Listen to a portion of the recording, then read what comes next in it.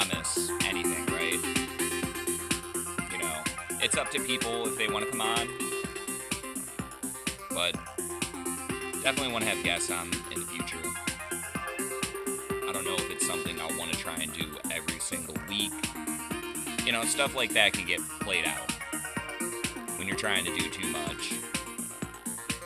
I just don't know if that's what I'm going for. But it's nice to have somebody to bounce off of, you know? Get the riffing going. Because it does feel a little synthetic to come on and try and make y'all motherfuckers laugh. I don't want to do anything prepared. I don't want to draw from bits that I've used in the past. Not unorganically, anyway. If something naturally fits in when I'm talking, that works great. But for the most part, that's not going to be the plan. Now, I do have some good news for those of you who are looking down the road to invest into premium. On Patreon and on YouTube, I'm going to be doing video. Now, I did mention in the beginning, I'm going to kind of keep this audio only. Well, considering where I'm at, I'd be a fool not to take advantage of this fucking beautiful backdrop I have. And it kind of gives me Tim Dillon vibes from his early days where he was out on the patio telling the craziest stories with Ben Avery. That's where a lot of you know me from on this channel. If you followed me at all, most of you know me from my curating of comedy. Which honestly, if we want to take a second to talk about that shit, I'm all in. Because I think it's absurd the way that people in that area of expertise get treated. Now, I understand that for some people, talent is very finite. However, just because it doesn't seem valuable to you, it doesn't mean somebody else isn't going to go crazy for that shit. Not to beat an old fucking horse, but one man's trash, right? That being said, there's people out there who have time on their hands, love what they're invested into, and for them, all they really want to do is appreciate that even more. Maybe share it with other people so they can appreciate it too. That's not asking much, right? And a lot of the time, these people, they go out there on their own. No support network. It's not a team of people. There's not money being invested. It's just you and yours. And if you're fortunate enough to get your channel monetized, it's great, because then you don't have to really worry too much past, hey, is my video going to get demonetized, or is somebody else going to try and claim it so that the money can go to them? That's where I'm kind of at a crossroads, because I don't really care about ad revenue or total views for anything like that. I'm not a metrics guy. I've already hit over 1 million on my YouTube channel. I'm pretty proud of that. Thank you to everybody who helped me do that. Because again, a lot of this centers around just because you don't view it as a skill or whatever. There's a lot of people out there who try to do what I do and don't succeed. And there are channels out there where they know what moment is going to pop off, and they take that piece and they make it blow up. And as silly as it sounds, if anybody else knew that that was going to happen, they would have done it themselves. But sometimes people either don't have the courage because they're afraid of what will happen, or they just don't know. So what's the harm in a guy like me, or lady,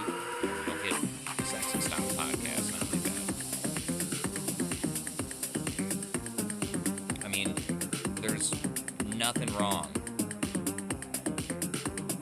with us on a pro bono level taking what we see that no one else is taking the time to make happen and put that in the world. Isn't one of those old sayings, if nobody is creating things in life that you want, that's a sign that you're the one that's supposed to be creating it? I know I'm butchering the fuck out of that, but I feel like it's true and applies heavily for a lot of people who, it's not that every idea is great and AI is going to accelerate the stupidity of all this, but at the end of the day, if you've got an idea, go for it. Even though South Park made me laugh at the idea of that French fry business. And, I mean, it just... That episode was a little brain rotty, but I still enjoyed it. I thought it was good. All that new South Park has been good. But it made a good point that we're out here curating things for your audience, basically. And that doesn't mean we necessarily want a spotlight thrust upon us or that we think we're your equals in that respect. But a little credit should be given that, wow, you took a minute out of something I did and it got 1 million views. And the funny thing about the algorithm that everybody tries to trick you into, it's this big old conspiracy. Everybody thinks they know what the fucking algorithm is or what it does, and I'm not going to sit over here and pretend like I'm the arbiter of the algorithm either. I have some pretty good hunches, I would say, and those hunches tend to lead me in the right direction. But I don't always, hit it out of the park. I definitely swing and miss. We all do. And consistency is a part of it. Taking chances on things.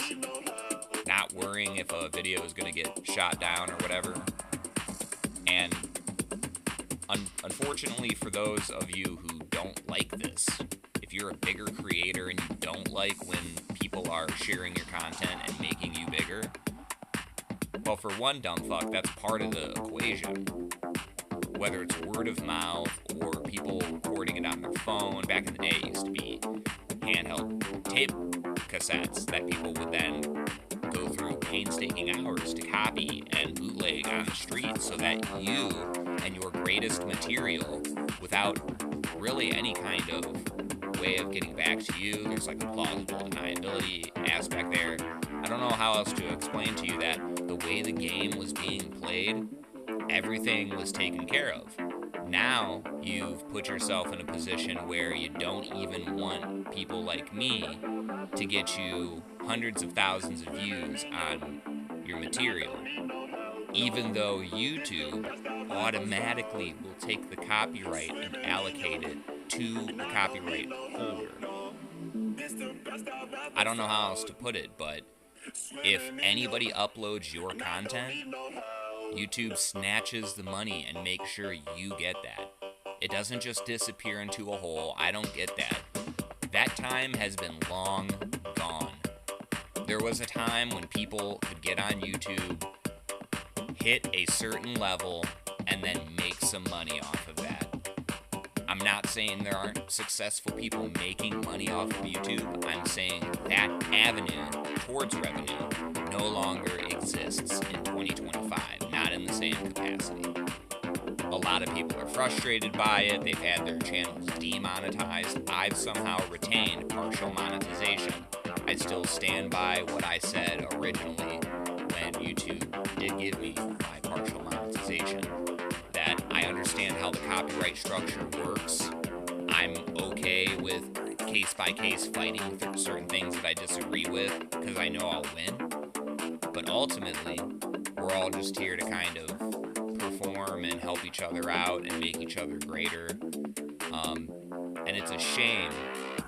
It really is. It's a shame when the reaction isn't, wow, look at what this guy's doing for me. It's, wow, we got to figure out how to stop this guy. Like, you're getting all the money. All that's happening is the views are going to my channel instead of yours. And is that such a big deal? Does that actually matter? Or is it something egotistical that you have to create this problem that doesn't exist instead of being happy with the way things are playing out? Because you're still getting the money. You're technically still getting the viewership. Just because I'm not owned or people aren't an owned entity that you operate, that doesn't negate from the idea conceptually, right?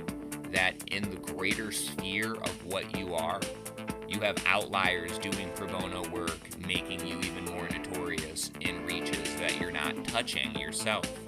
You might think that you're reaching out to everybody who does enjoy you or would enjoy your content. Probably not. You're probably not tapping into markets. Just because you put something online, that's not advertising it. That's not getting it through the machine and getting eyes on it and having people take a chance to click on it instead of going to anything else when they're fucking goon scrolling, you know what I mean? It's the same shit.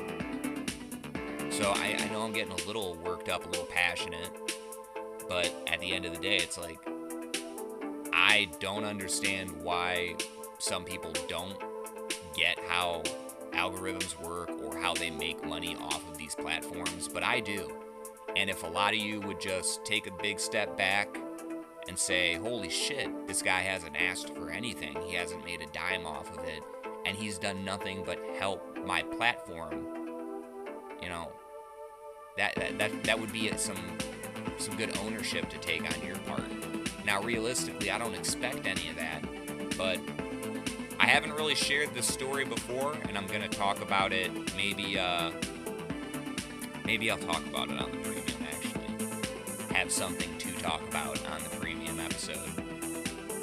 Just because, I don't know, it's not like I want to gate anything, but at the end of the day, I'm just trying to do what everybody else does, and if you enjoy what you're listening to, I plan on giving you more in a greater capacity. Like I said, it will be video. You will see it on YouTube and on Patreon. That's going to be the interesting part, is the premium episodes only being available for the members. I'm not really worried about it getting pirated or shared or anything like that. Listen, I grew up in the culture of the early internet, so I'm not here to tell anybody what to do. If you like what I do, there's a way to support it. I'm doing okay with or without anybody's support. I don't need anything. I just want to hang out, talk to you motherfuckers, have a little fun, share some stories. There is kind of a main topic I want to talk about today once I'm done with this little monologue about the copyright and everything. But truly, I have gotten a real, not just a warning or whatever, or a flag. I've gotten a copyright strike on my channel and still gotten monetized after the fact because I'm in the right within the policies, not you.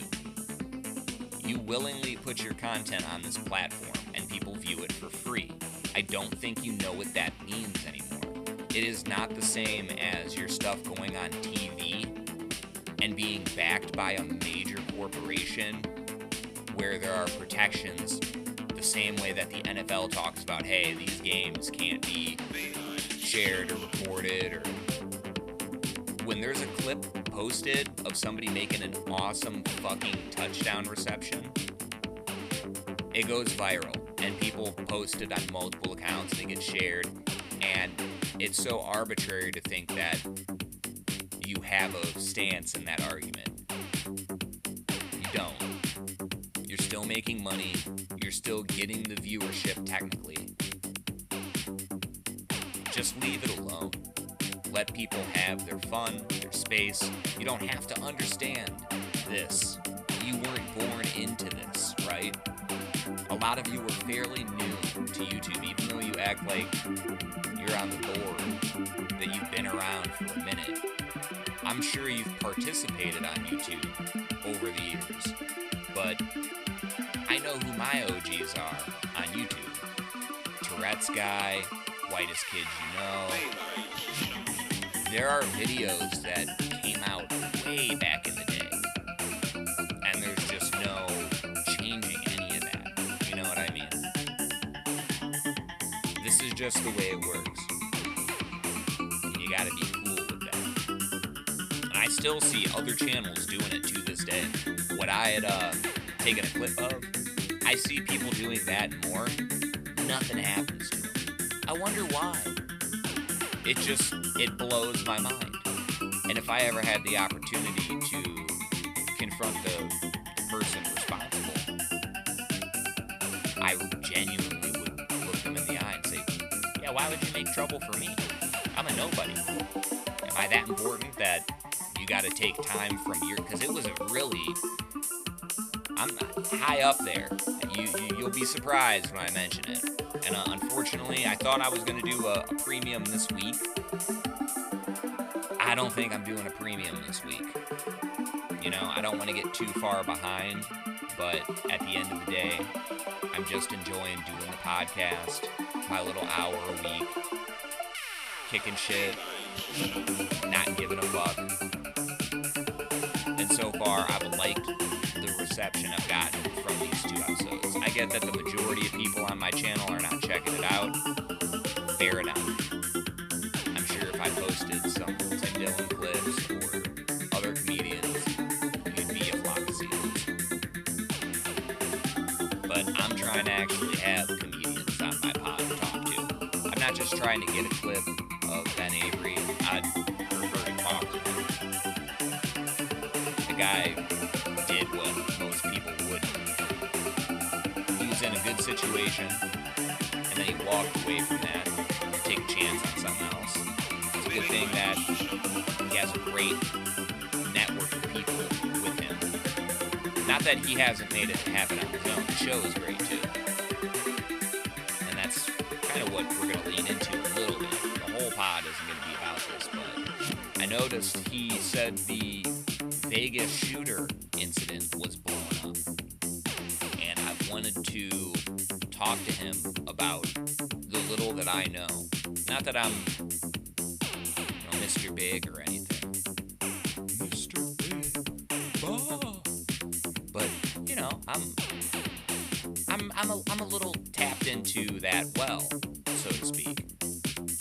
I know certain details about that where I never had to sign a document stating I couldn't talk about it, and I'm not afraid of what could happen, because again, I see how much information is getting put out there on a daily basis, so when people aren't even paying attention to the truth, when it just doesn't register whatsoever, you start to say, okay, what's the worst that could happen? And, everybody who claimed to have the background on the Vegas shooter, I don't want to get too far into it, but where I worked, everybody knew this guy. And all I can say is he didn't have it in him. He had a chill Asian wife. He tipped good. He was a nice, friendly guy. And he spent a lot of time outside of that city. He was in a city called Mesquite. That's where he lived, which is far from Vegas. It's not like a 15-minute drive to go from Mesquite to Vegas to gamble, to do all this stuff. And he didn't really like to travel that much. If he wanted to go to Vegas, he would have lived there. He had everything he needed in Mesquite. So, when you see all of these differing stories from people who worked there, and then investigations that were done, certain time frames not matching up correctly, yeah, it becomes easy to figure out. You don't feel like you're in a fucking dark anymore. Because it's tough when you're blind. You don't want to be helpless in this bitch. Almost everybody will take advantage of you and make you think that they did a good thing. They didn't, and it's not like the movies where there's some 6'5", blonde hair, blue eyes, tough guy who just stops all of that and then makes your day better. Shit like that doesn't happen in the real world. In the real world, people watch as you get fucking knocked down a peg. I can't tell you how many times I've seen cowardice in people instead of some champion shit. There aren't no fucking heroes out there. The ones that think they are, oh, they get taken out of the game quick as hell. That's just part of the ebb and flow. You know what I mean?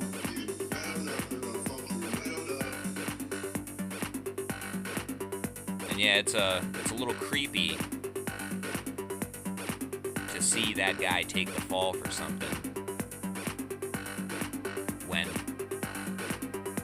it wasn't him. It really wasn't. That doesn't mean I know who did it. And I'm not going to feed into the other stories about the alternate shooter and the angle of assault. I'm not going into all that. I think Ben did a really good job with that entire interview he had set up on the show. If you want to go check that out. But yeah, it wasn't that guy. He was just a normal dude. I hate to say he's a patsy, because again, it's all alleged, right? You never know. But I do know that he was a patron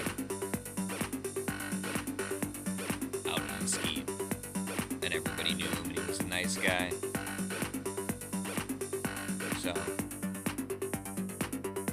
it's tough to lean into shit, right? And the moment you start seeing the cracks form, you wonder, what else is bullshit? What else am I getting the runaround about? Because it's out there, waiting for everybody. Nobody is immune to the shenanigans. Don't pistol whip me.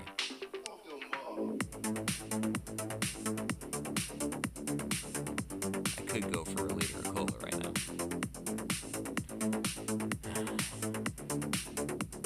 But yeah, that's my little TED talk about the shooting incident.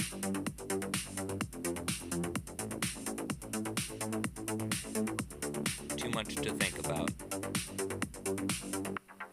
especially when I got my own shit going on. Hack the planet, hack the universe. A curse, cure Every day warriors is a fucking in this struggle. verse.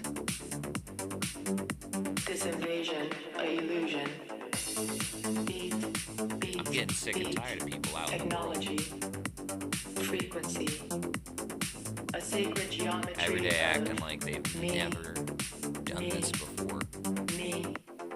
So Reading careless, the poetry carefree. between lines, thighs, lips that lie. Got any fucking manners hypnotize. whatsoever. Taste her river down The under balls your on words. some people. Our burden, our poison of choice, poetry. The moment I try doing that shit, Beats told I'm done. stories in a room. I'm not gonna get away with anything. But I see so many people. Poetry.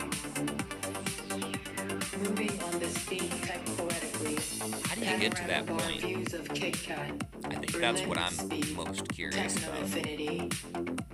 Just you and me, us and them. Because I mean, I'm already halfway there, And we, so I don't want to seem too naive. You know? we. I'm fucking disillusioned. It doesn't feel good either. I'm not over here proud like, oh yeah, fuck life, it's all pointless. Here warriors. Because I don't really believe that. Open hardware, power. But it sure as hell feels like nobody gives a fuck right now. Not on any level. You can't get the bare minimum. Open terminal. CD space. I just don't know how to call it. I mean, what are you searching for? I can promise a lot of you, you're not going to find it in the phone. Augmented algorithm of our connection. You're just kind of trading your youth for nothing. That is crazy. We created like a hypnotizing mind control device. And I know I'm sitting here recording this right now on electronics, but that's just because I want to have my voice out there. I've had enough people tell me, whether it's they like the way that I sound, or that I talk about interesting points, my cadence, whatever. I've heard that enough to know I gotta put something out there. A few people that want to listen that don't give a fuck. You got nothing better to do. This is your little secret slice, right? Not no mainstream garbage. And look, I love all the big ones like Bad Friends. I listen to Bad Friends every time a new episode comes out. The Harland episode was pretty good. I was hoping for a little more, but Harland did a very soft touch this time. It was kind of nice to see him pull it back instead of being so on. And of course, I listen to Lemon Party frequently. I'm still really happy that Ben started putting the video up on Spotify. Because it's just a free avenue of access. Now you got the memberships on there and shit. It's just more money, man. Just let people give you money in more ways. I doubt I'll ever get there on Spotify because it's a steep decline. Just let anybody get to that fucking pot of gold at the end of their rainbow. You've really got to paint all the colors before they let you even see it. But hey, it's nice that there's one place where you can go to expect high quality content, because they really only curate a lot of the best stuff. Love last week Theo Vaughn. Who doesn't like Theo? He interviews some of the most interesting people, and his personality is so genuine. You can tell a lot of the time he is just trying to say whatever comes to his mind to make you laugh, even if it bombs. But that's what's great about him, because it's him. Even when it should bomb, it doesn't. It does well. Because it's Theo.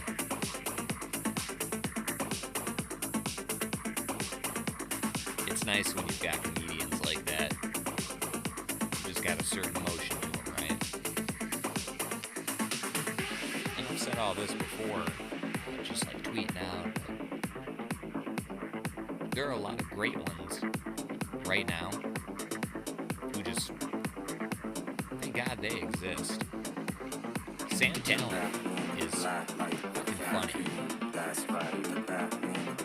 And I don't mean this in a bad way, but sometimes I feel like he unintentionally outshines Nathan Lund. I think Lund is really funny. They're funny together. I'm not saying they're not funny apart, but there's something about those two coming together, and when they laugh about something, you can hear how genuine it is, that shared laughter. It's one thing to laugh at something on your own, but when you can really, from the bottom of your stomach, you can feel that shit in your taint, you're just chuckling. Yeah, that's a good vibe. And Becker adds to that whole dynamic now, which is nice. But there's a lot of good podcasts out there. Shout out to Lemon Party, obviously. Like Ben and Devin and Jace, you guys have done something to replace the Cumtown hole. Because everybody misses Nick Mullen. I know this. It's not like he's been completely MIA, but I'm sure he's enjoying his reclusiveness. And if you go look at his Patreon, which is now the Cumtown Archive, him and Adam had finally made that split real, which I don't want to call it a split. I know they're still friends, and blah, blah, blah. But the separation of finances has become a reality. Nick is still getting 40 grand a month from the Patreon, releasing nothing, just leaving it as an archive. There are people that don't want him to fall into obscurity.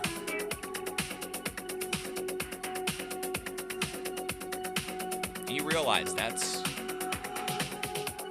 close to $500,000 a year that he is getting from people just because they think he's funny. Not because he's even putting anything out. They think he is funny and worth keeping around. Really hope he releases a new special soon.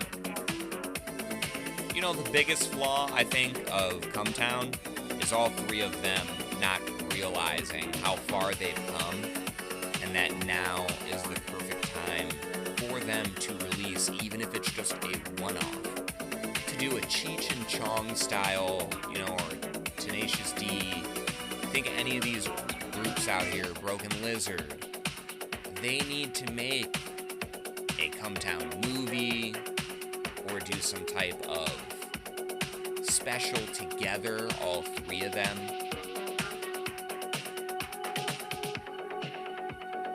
That's one thing you never really see.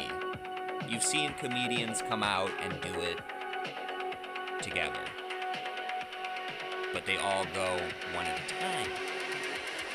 You've never really seen groups, and I've watched all the old lives, which are basically like little mini specials.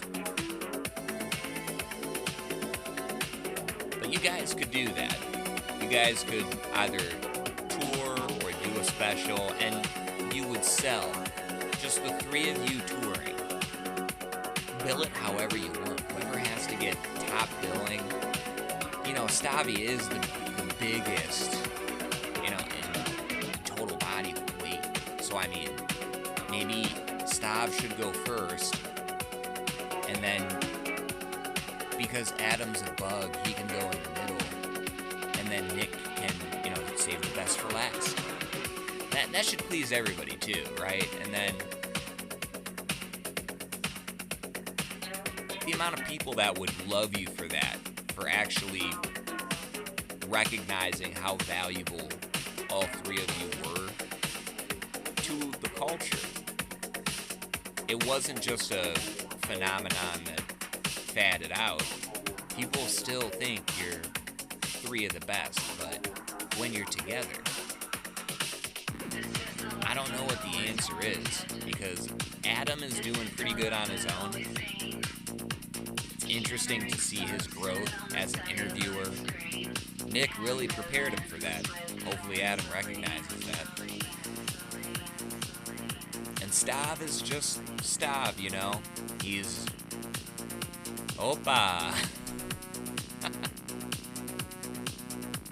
But I do recognize and respect him that he's chosen to add a little bit of that old school talk radio element to his show by doing the phone call thing. Being able to leave a message, tell your story, and get advice from him. Yeah, man, it is nice to see maybe Cumtown just wasn't hitting that spot for you anymore. And now Stavi's world is.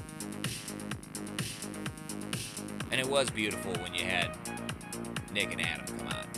It was a great episode. I mean, the whole Mario Karts bit. One of these days, I'll stop being lazy. I will track down all of the clips relevant to that, and I will compile it. We'll just make a nice compilation of the entire Mario Kart arc.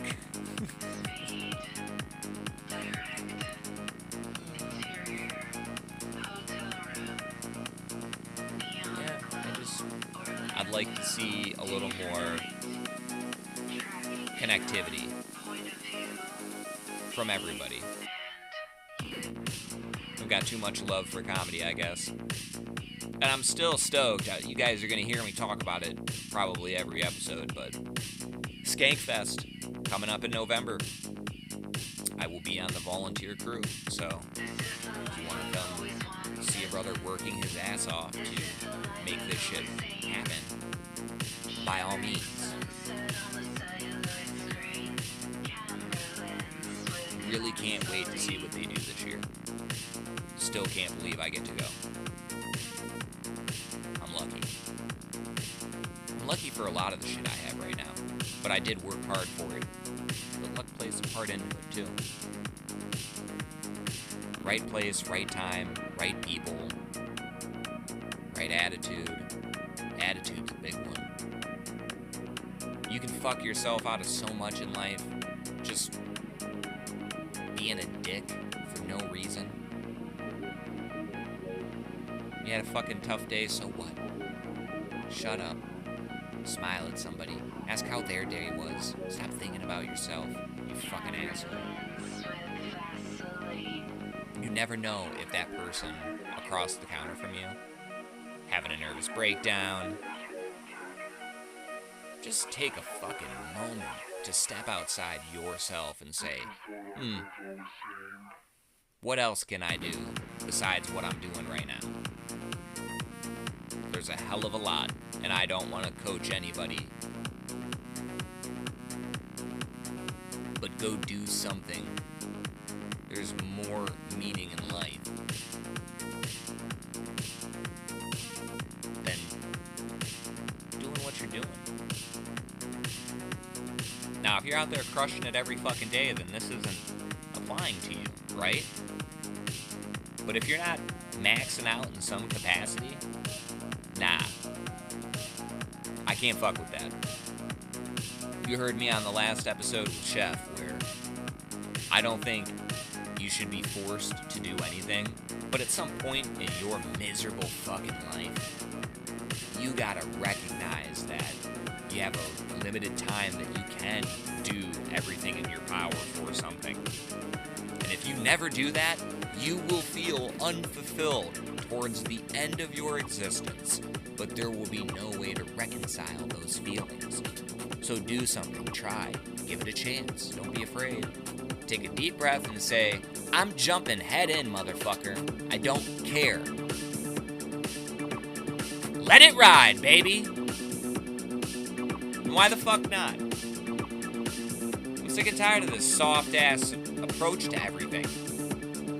I'm Mr. Finesse, and I'm telling you, go shake some shit up. Do something with your miserable life. Is there a broad that you haven't said anything to over the last couple months because of this, that, and the other? Fuck that, man. Tomorrow, figure it out. Say, hey, you want to go see the new Superman? I don't know. Go adopt a fucking animal.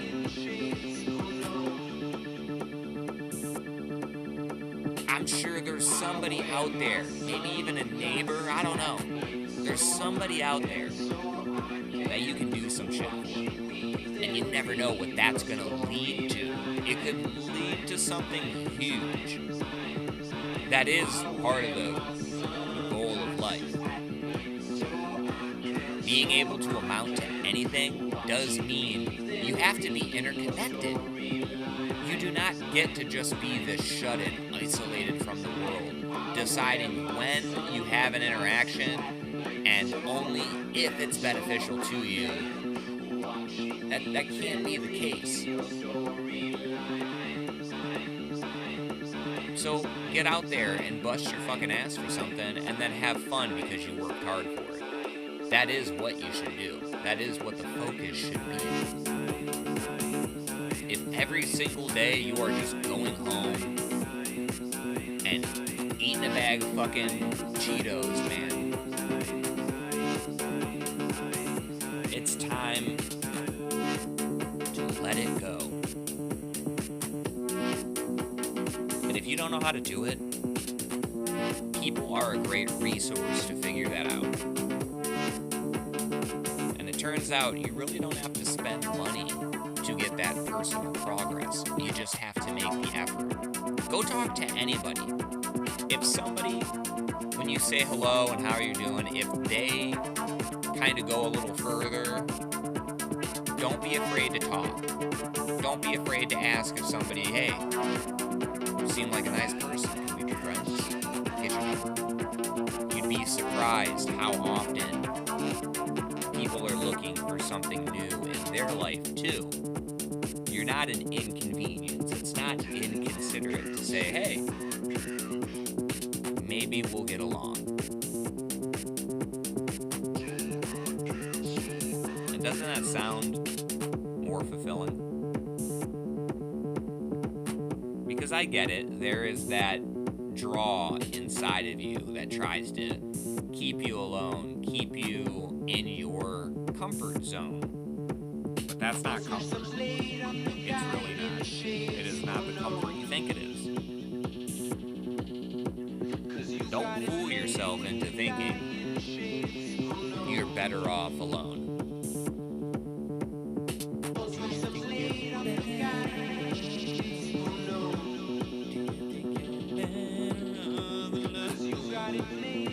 The answer's no, motherfuckers. Whether it's a homie, or a broad, or your family, or a dog, I don't know. You gotta have more than Netflix and left hand. Sorry for all those righties out there. Sorry I didn't include you in the moment. It's about a little more than that, right? It's the whole fucking point. You don't have forever. If you regret the way you talk to somebody, maybe have the courage to admit that. What would you rather have? A connection with that person, or feeling the way you do, knowing that you said everything in a passive-aggressive, cool way that doesn't leave you vulnerable and you're trying to wound the other person?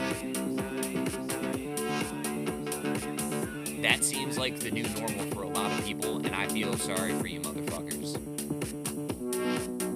Something doesn't go your way, so you have to completely sabotage everything and hurt that person in a vile way. Just come on.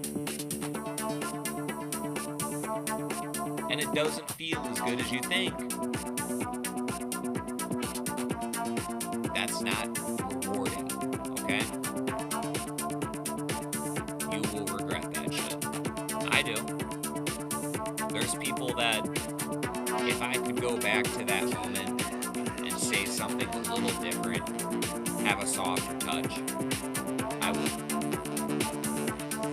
Sometimes you're lucky enough to see emails or text messages from 10 years ago, and you see the way that you would talk to people, and you're just like, who the fuck was I? Who did I think I was? Because I do truly believe we're not special. I've got this great saying. I'm not somebody. I'm anybody. Don't treat me like a nobody.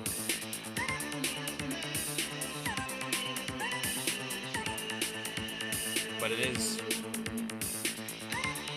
a little disheartening sometimes. Because people just don't want to get over themselves. Take a chance. I love giving people chances. Not endless chances. You have to know when to pull it back and say, hey, you've done too much to hurt me. You don't respect my boundaries. I've had to make my boundaries known too many times for me, and I don't ever want to have to say this again. So the answer is that we're done. That is a tough call to make, and sometimes you have to make that. I don't want to say it doesn't matter who it is, but just be careful with how you choose to punish those close to you, because they don't have to put up with your shit. You might decide to kick somebody out of your life, not talk to them for 6 months. Then on that 7th month, you're like, you know what? I miss such and such. Let me give them a jingle jangle. And they don't want nothing to fucking do with you. And they've been talking shit about you for the last 6 months to everybody that you mutually know. And some people you don't know, but they'll know you now forever. The next time that you need to go to the fucking AutoZone and get something, and the guy says, fuck you, and you don't know why, well now you do.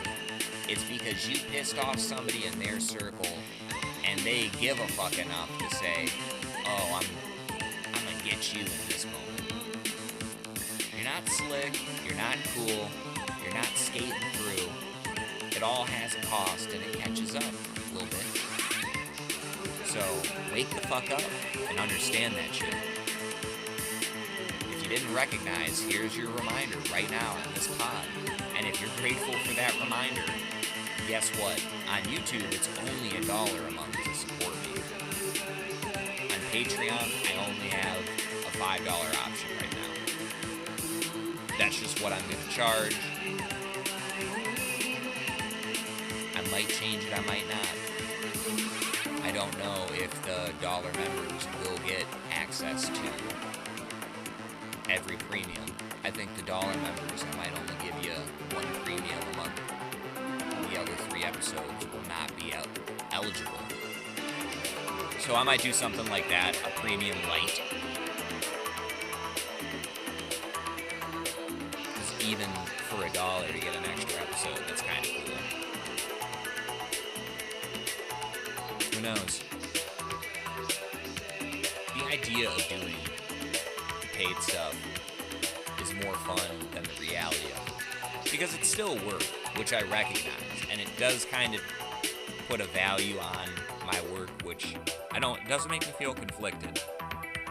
But it's just, it is 2 hours of my life that I sacrifice. I'm talking about, that would be 8 hours a month that I give away. That's like a shift at a job, hoping for a return on that. And right now, the only return I want is for people to enjoy.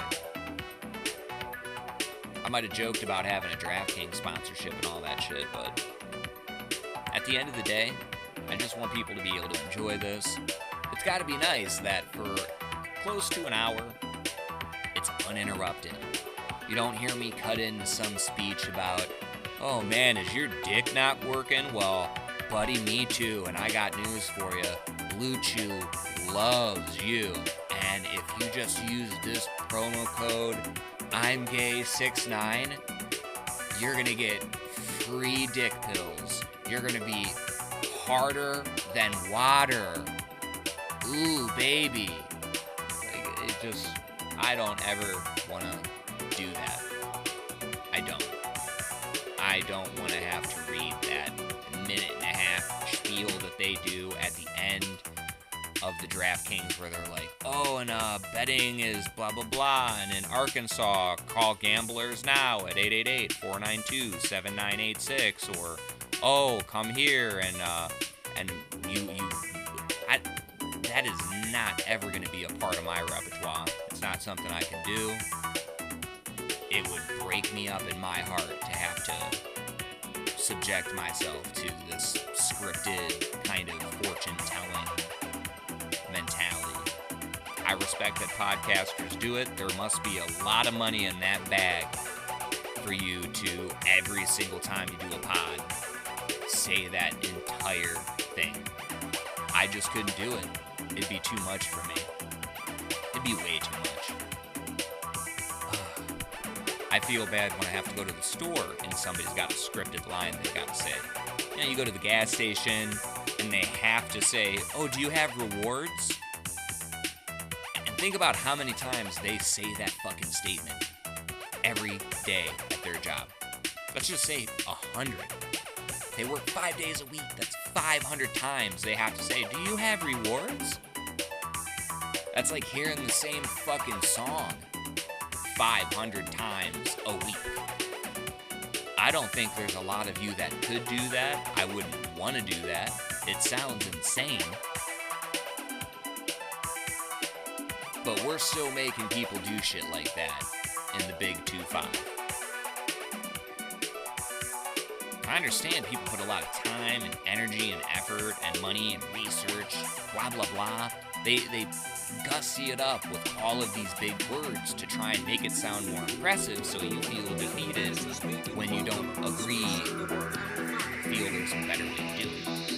And truthfully, taking the human element out of some of these interactions has really expressed the burnout in a way that you might not be able to put that genie back in the bottle. You know what I mean? So, try to cut some people some slack. Because really, if it were you and you had to do that shit, wouldn't you want just the bare minimum from people? You wouldn't want somebody's shitty fucking attitude and then quantify that by how many shitheads have a shitty attitude over trivial things. And if you don't have the emotional maturity to not lose your shit on a complete stranger in a gas station, well, you need some rehabilitation. That's putting it lightly. Now we are getting to the end of this episode. Once again, if you enjoyed it, I appreciate it. Make sure you share that shit around. I am thinking about doing a little comedy touring here. Working on my act a little bit. I want to figure it out. So, stay up on this. I'll keep you posted. You know, Patreon.com. This is comedy.